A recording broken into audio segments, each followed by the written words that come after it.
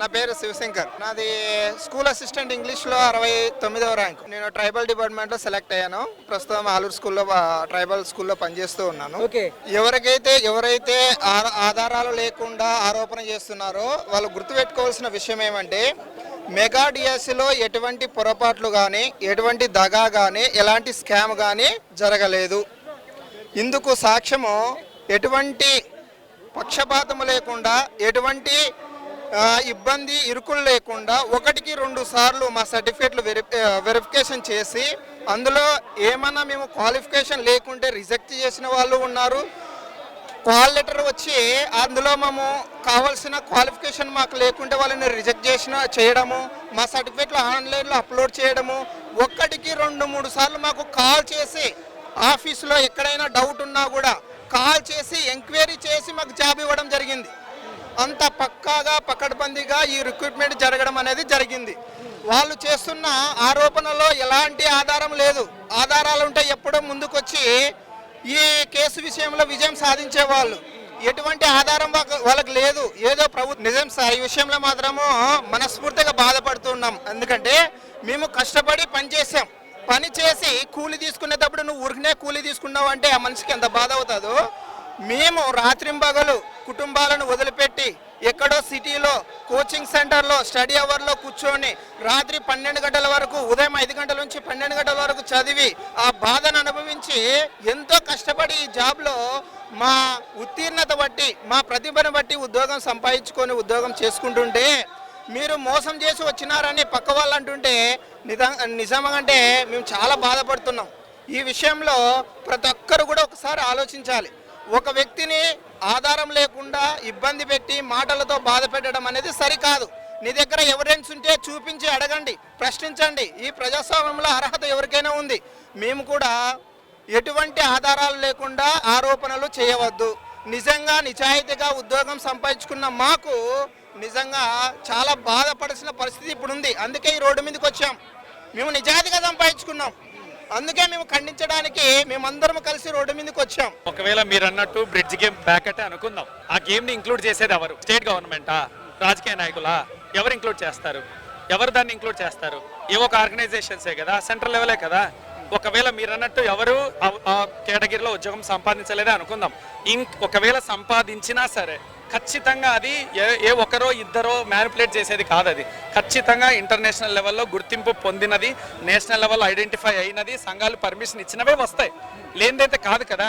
పేకాటని మీరు తీసేసి ఇలా మాట్లాడుతుంది, దాన్ని పేకాట అని పెడుతున్నారు. యాక్చువల్గా జూదానికి వాడని గేమ్స్ ఎన్ని ఉన్నాయి చెప్పండి?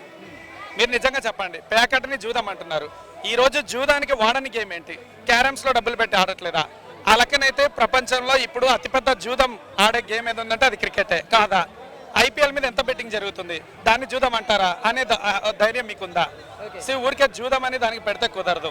And I also want to give you one clarity, especially to those who throw accusations on the people. Myself, I'm Damodar Achari, I'm SA English, I ZPHS Badnihal.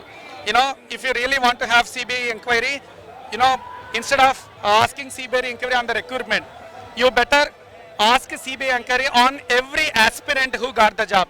Try to know the financial status of every person who got the job, so that you will come to know whether they got so much money in that.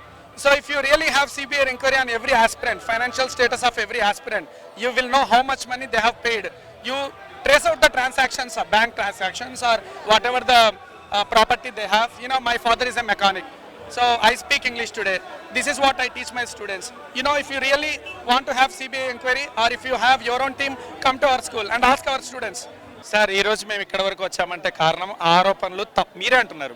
మీరు అడిగే క్వశ్చన్లో ఉంది ఆరోపణ, నిర్ధారణ కాదు. ఆరోపణకి నిర్ధారణకి చాలా తేడా ఉంది.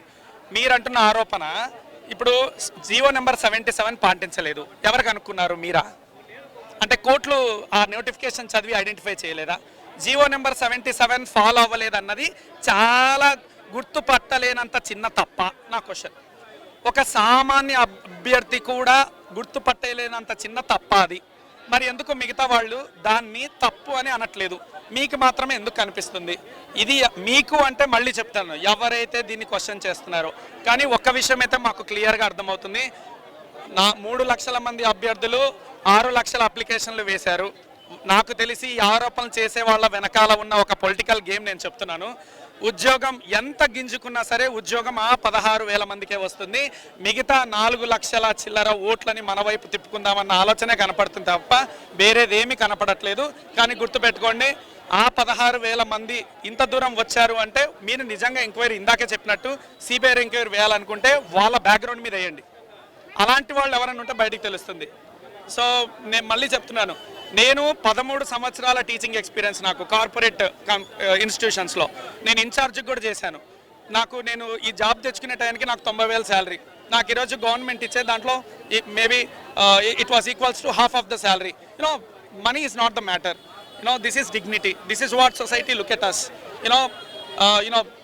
The immense respect that we get from people as government teacher, that is unmatchable. You cannot get that satisfaction anywhere else, even if you are paid 1.5 lakh or 2 lakh per month.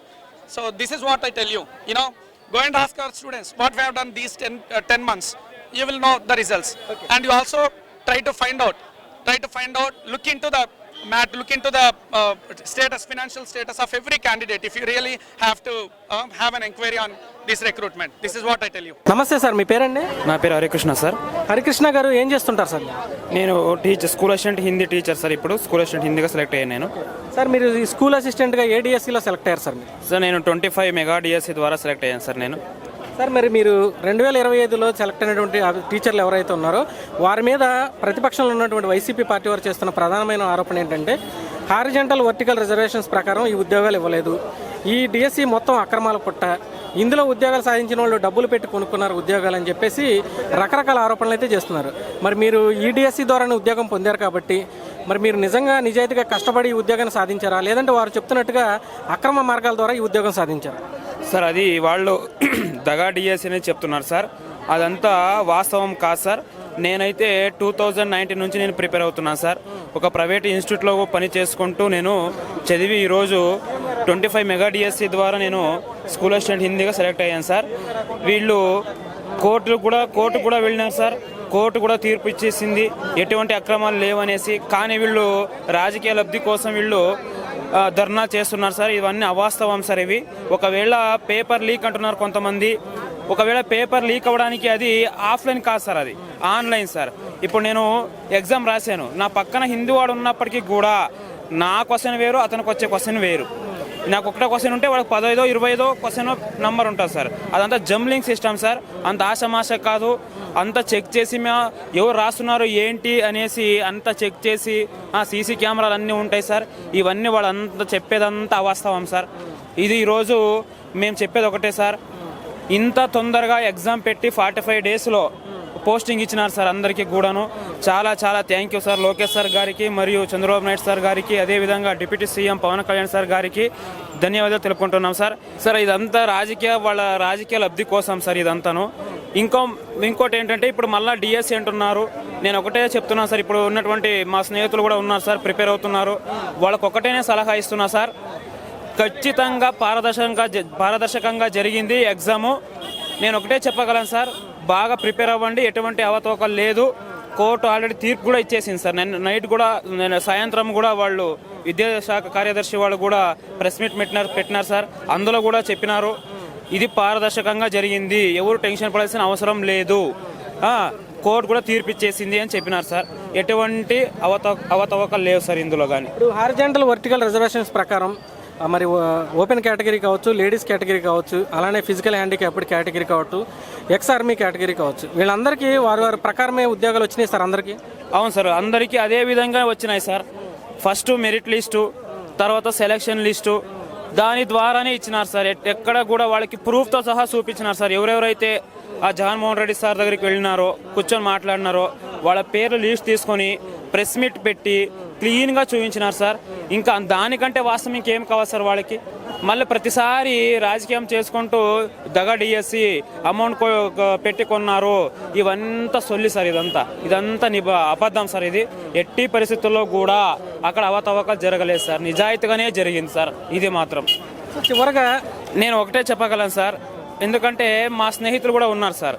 ఖచ్చితంగా ఈ government మాత్రం ఖచ్చితంగా time to time, అంటే ఇన్ని రోజుల్లో అంటే ఇన్ని రోజుల్లోనే పెట్టేస్తుంది ఎగ్జామ్. ఎక్కడ కూడా అవతవకలు లేవు. నేను ఒకటే సలహా ఇస్తున్నాను, మంచిగా ప్రిపేర్ అయ్యి సక్సెస్ అవ్వాలని, మాలాగే 2026లో సెలెక్ట్ అయ్యి రావాలని కోరుకుంటున్నాను సార్.